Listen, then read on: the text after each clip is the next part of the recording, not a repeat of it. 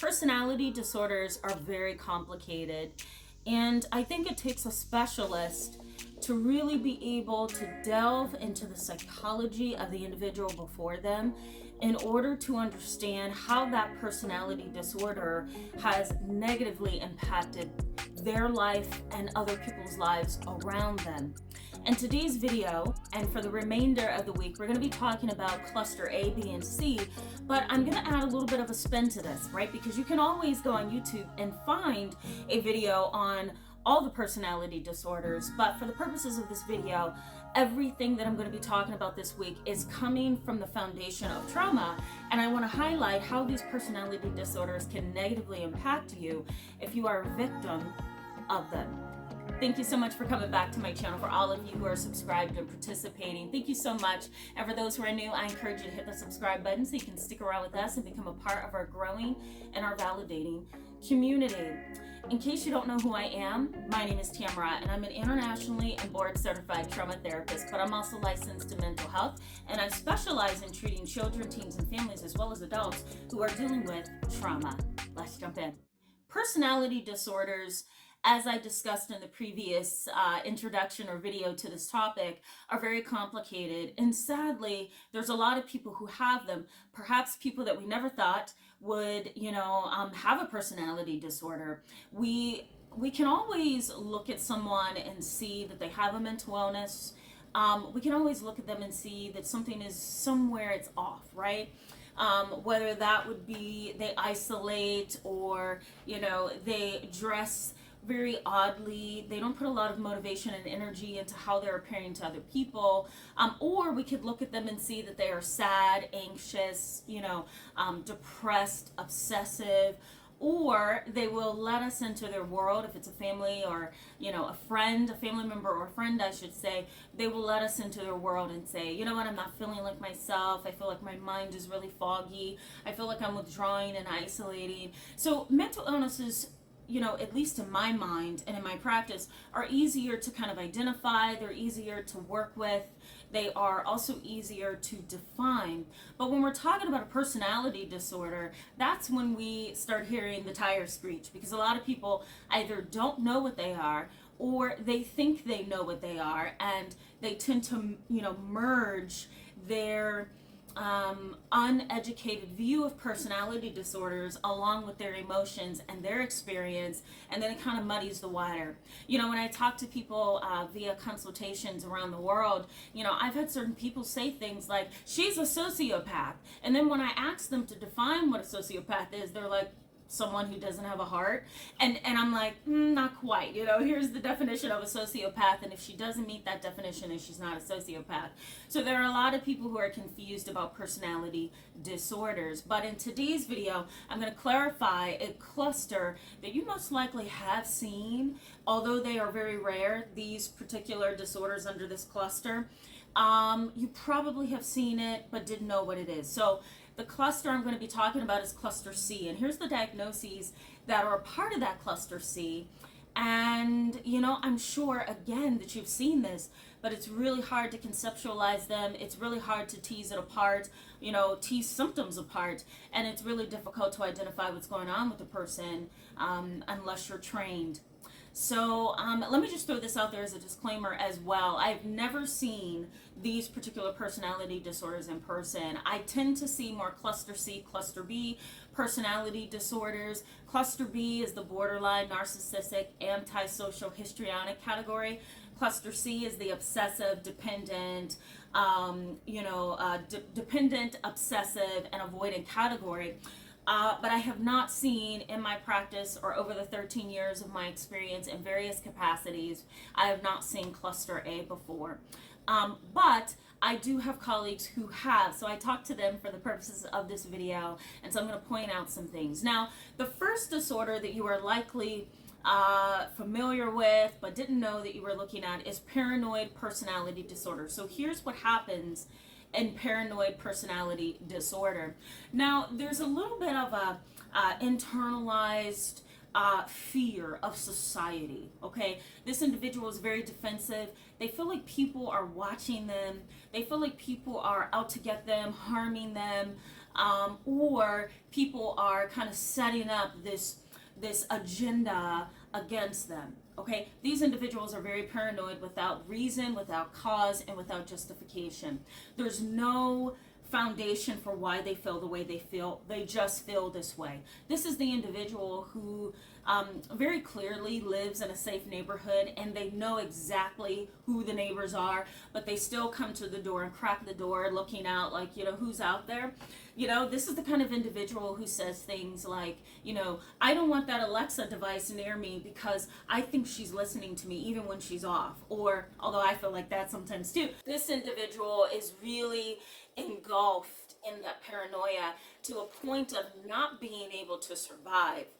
They can't stay afloat and be content because underneath the surface is this paranoia, this anxiety, this unjustified nervousness that doesn't need to be there. Now, there's a host of mental illnesses that could look like this too. One being schizophrenia or some kind of mental illness or psychosis.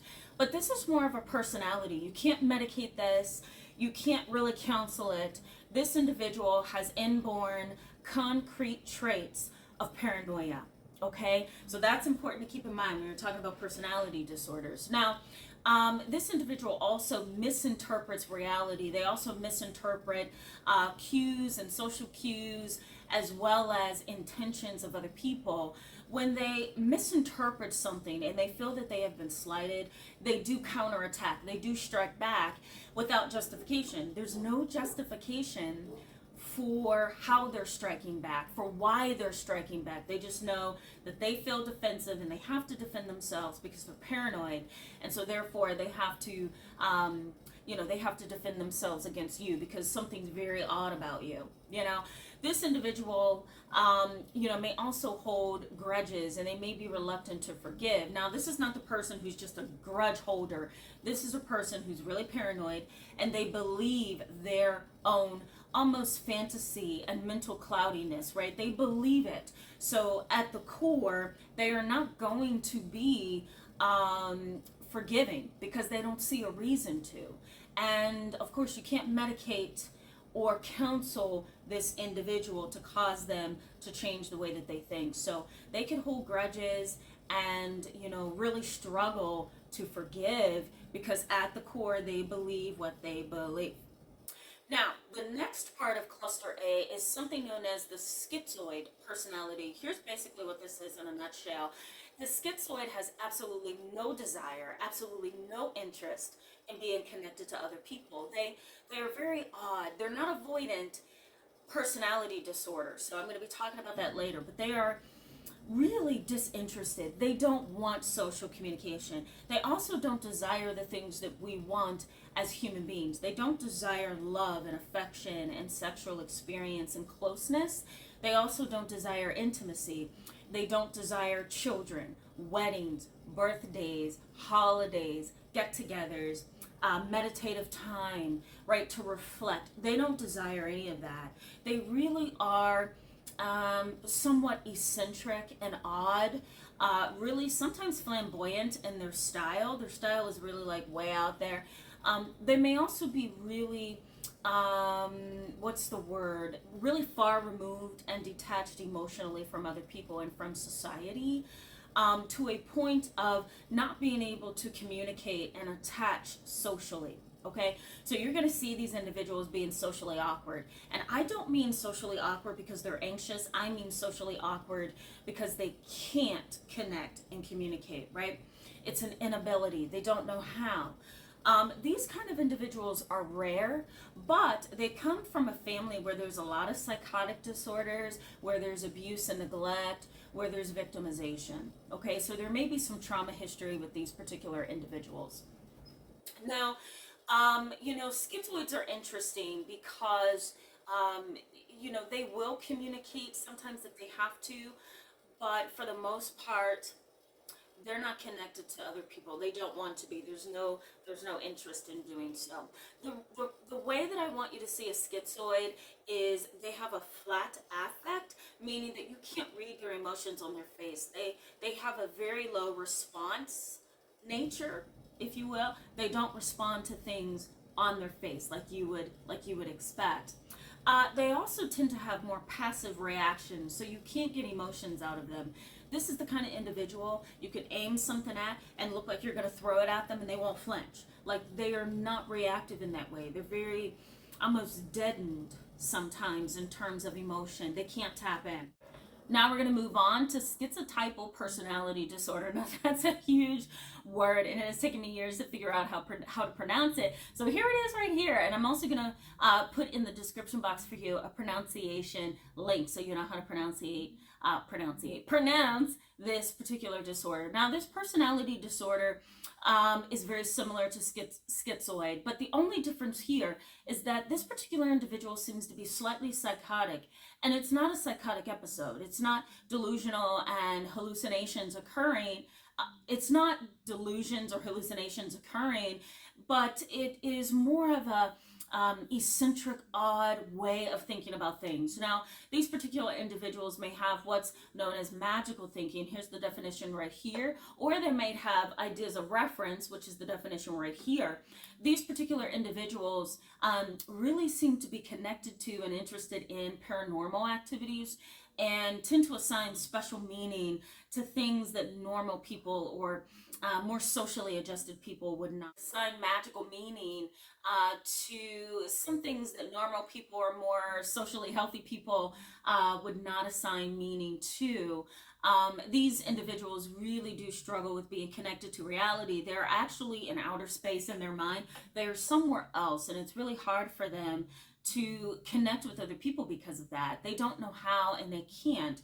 And you can't medicate this. So it's not like you can give this individual medication and then this magical thinking, almost borderline psychotic way of thinking about the world goes away. This particular individual is born this way. The genes are inherent within them, and you can't disrupt those genes, for lack of a better explanation. You just can't. This is just who they are. This is how they think.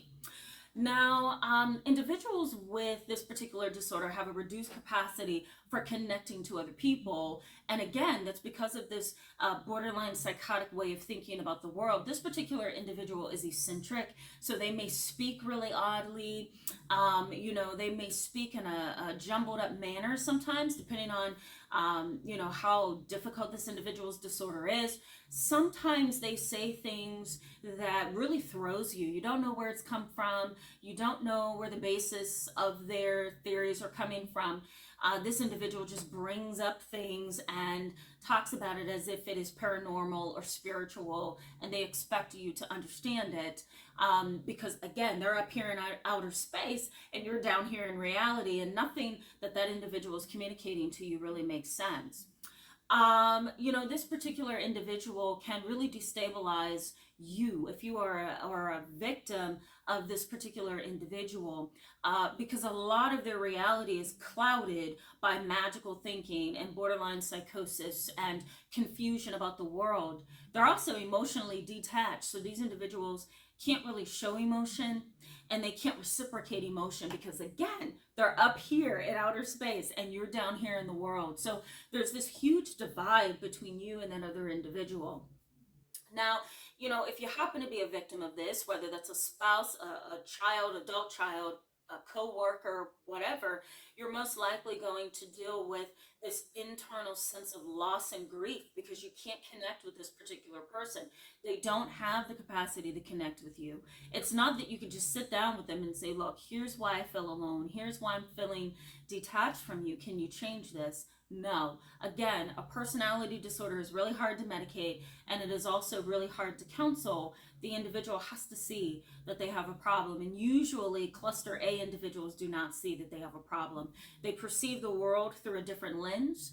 They also emotionally, what's the word I'm looking for? They kind of emotionally detach from other people and from life and from common sense and from logical thinking and rationalization. So trying to get through to these individuals with a rational mindset is really almost, it can feel to some people, impossible. Again, you have to keep in mind that this is not a mental illness. This is not that. It's a personality disorder. It's a set of characteristics that have been, inborn from the start. And so to try to disrupt this individual's way of processing life and thinking about life and processing and connecting to emotions and relationships is not going to be easy for you. Even if you sit down and map out for that individual why their theories don't make sense, it doesn't matter. Again, this is who they are, and that's the number one thing to keep in mind. This is who they are. So tomorrow we're going to be talking about cluster C personality disorders, and I want to highlight what's going on with this particular category of individuals. Now, at the very end of this series, I'm also going to be talking about how this can traumatize you and really bother you and turn you around in life, and what you can do to kind of emotionally distance and get away from the detrimental aspects of all of these personality disorders. Thank you so much for being here with me today, guys. Go ahead and give this video a thumbs up if it was helpful, and hit that subscribe button and that bell button if you want to stick around with me and get alerts for tomorrow's video and videos for the remainder of the week. I'll see you tomorrow. Bye-bye.